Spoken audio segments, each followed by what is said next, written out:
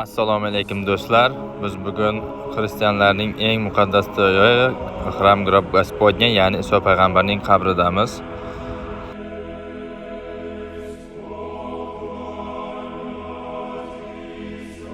Bu kirish eshigi, ko'rishingiz mumkin. Kirish eshigida mana kamen pomazaniya bor, ya'ni Iso payg'ambarni hojidan olib mana shu toshning ustiga qo'yishadi.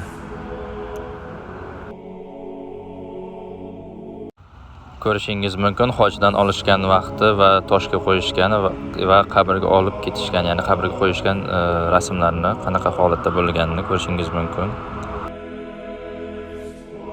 Ko'rishingiz mumkin, bu yerda xristianlar shamlar yoqib cherkovga ehson qilishyapti.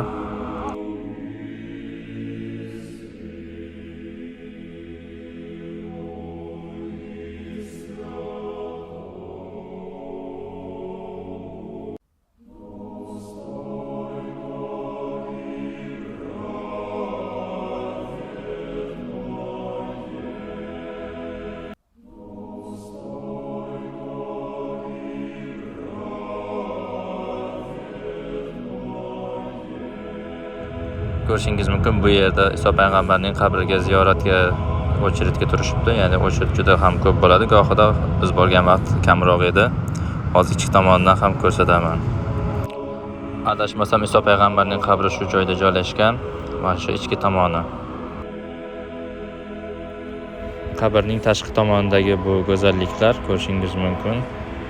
Har xil rasmlar, lampalar shunaqa.